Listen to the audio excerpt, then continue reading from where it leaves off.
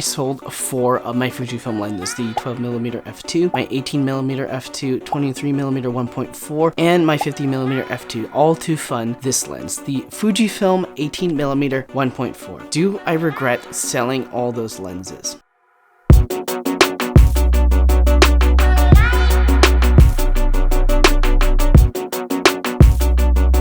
So I'm gonna come out the gate and say that this is not a technical review. I'm not gonna do any pixel peeping, brick wall distortion tests, bokeh comparisons. This is going to be basically my experience and impressions of the Fujifilm 18mm f1.4 lens from the perspective of a wedding photographer, a portrait photographer, someone who photographs their family, their children, and daily life using this lens, and then I also use it for YouTube videos as well. It is my absolute favorite Fujifilm lens that they've released at this point. It overthrows the 16mm 1.4. It does better than the 23mm 1.4 did for my professional work, and here are the reasons why.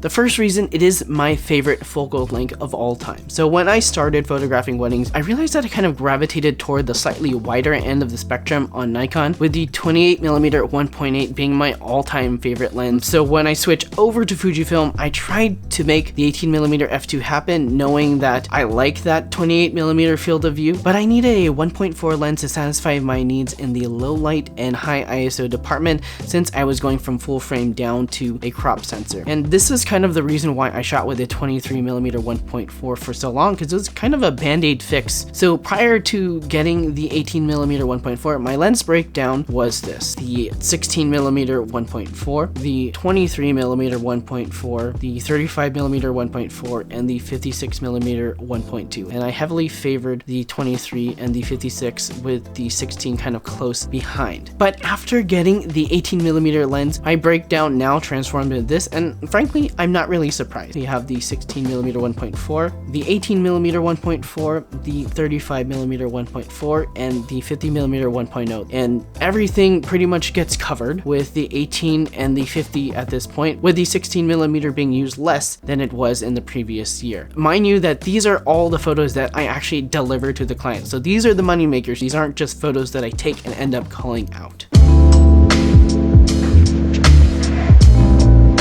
So when I did my 16mm 1.4 review, I mentioned that I gravitate towards lenses that have this unique combination of optical characteristics: wide angle, close focus, and magnification. This is because I shot a lot of Lego portraits with my Nikon 28 1.8G. The 16mm 1.4 was kind of okay at recreating this look, but I always thought that the background was a little bit too warped and showed too much for my liking. And after trying the 18mm 1.4 for Lego portraits, I found that it leads to more pleasing results as the compression smooths out the background a little bit more, and it gets closer to that look that my old 28 1.8 used to give me. I'm sure you're gonna say that the 18mm 1.4 doesn't focus as close as the 16mm does. That one has like a faux macro kind of capability, right? But for me, the 18mm 1.4 does focus closer than my previous 23 1.4, and for me that is enough.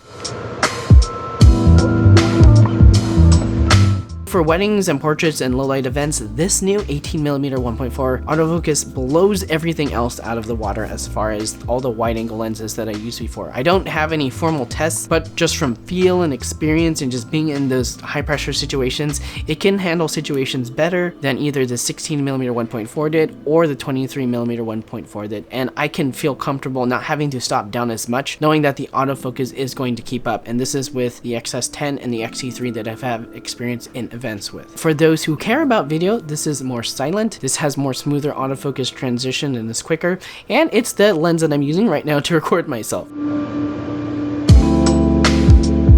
The next reason is milder distortion in comparison to the 16mm 1.4, and just better distortion overall if you're photographing people. For certain shots, extreme distortion helps the composition to stand out more, and that's when I gravitate toward the 16 1.4. But this kind of runs the risk of warping how humans are represented within the frame, especially when they get closer toward the edges. So for documentary purposes, this doesn't work as well, and that's when I used to shoot with the 23mm 1.4. And since I shoot mainly weddings and portraits, right, and even my kiddos and family off the clock, distortion control is important to me. And I would describe the 18mm 1.4 to have distortion closer to the 23mm 1.4, but has the feeling of the 16mm 1.4. So it's kind of like the happy medium.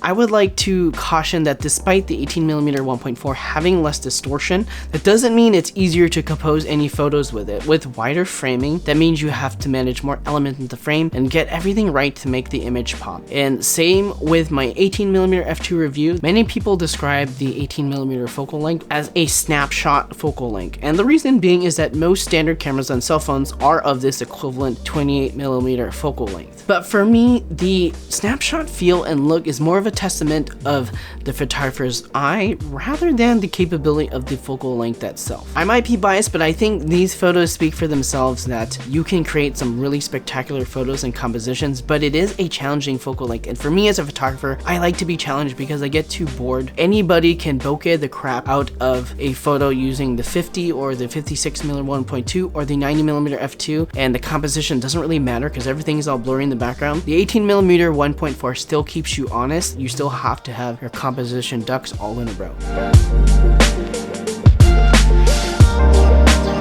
So the last reason, and I think one of the most important reasons, or at least going into the future, is that this lens is sharp as So excuse my cursing, but this lens really, it's sharp as For any kids in the room, Uncle Reggie apologizes for saying that word, but seriously, this lens is next level sharpness. I would say if you ever shot with the 90mm f2, this is kind of like the wide angle cousin of it, and even then some. You can zoom in and get clarity that wasn't possible with Fujifilm until this kind of latest line of lenses, now the 18mm 1.4, the 23mm version 2, the 33 1.4. They all have this amazing sharpness that is paving the way for potentially like higher resolution X series cameras down in the future, and the future is bright. Or at least the future is sharp, right? Sorry, that joke was corny. I wouldn't be a good review if I didn't leave you with some comparisons to the other lenses that exist in the Fujifilm lineup. So first, the 18mm 1.4 versus the 18mm f2. The deciding factor really is going to be size and price. Do you want a pocketable lens? Do you want a cheaper lens and prefer the 28mm field of view? These are pretty much your two options. I love the 18mm f2 as a travel lens, but immediately sold it when I knew the 18mm 1.4 was announced. And just so you know, now I travel with the 18mm 1.4 as my travel lens, along with the X100V, which is a 23mm equivalent. The 18mm 1.4 is a bit larger than the f2, but it isn't anything that I can't stuff in a backpack or a stroller when I'm not in use. If you're somebody that travels without a backpack or without something to put your camera in, maybe that's going to be more of a factor. The 18mm 1.4, my new favorite, versus my old favorite Fujifilm lens, the 16mm 1.4. This is the one that everybody wants to know, like which one should you get if you have the 16 1.4 and you want to either upgrade or switch over or get both or whatever. Do you like extreme wide angle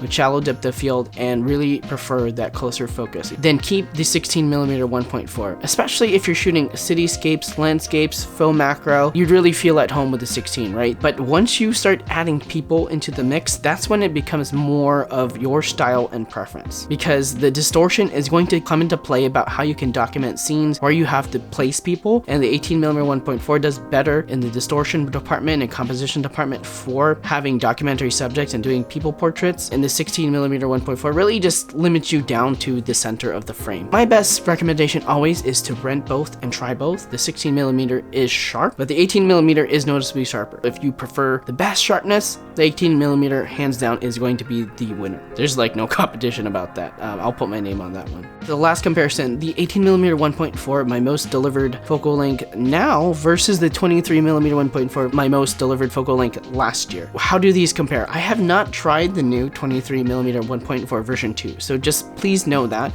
And you may ask, like, do I want to get that now that it got upgraded with the same kind of specs and features in the 18mm 1.4? No. And the reason for that is, again, I prefer the field of view of a 18mm on Fujifilm. That's just what I like. And for all my needs to have a 23, I have the X100V, and that is like one of my absolute favorite cameras ever. So I'm good in these two departments. The 23mm 1.4 that I had previously was really just a band-aid, waiting and hoping that this dream lens of mine would be released, and now that I have it, I have no desire to buy a new 23mm 1.4. With that said, if you're considering adding a 23mm 1.4 to your kit, maybe you shoot low light events, portraits, or you just like bokeh, media, I recommend checking out the new one, the version 2, just due to future proofing. It has better focus, it has better close focusing, magnification, it has better sharpness, it has better video performance. There's not really a reason not to get that one unless 1, you're tied to that clutch mechanism, or 2, you're just on a budget for that 1.4. And with that, my name is Reggie Ballesteros. If you liked this video, give it a thumbs up, and if you loved it, please subscribe to the channel for more Fujifilm or photography videos every week. And if that's too long for you, be sure to follow me on Instagram at ReggieBPhoto, as I'm posting new tips, tricks, and tutorials every single day.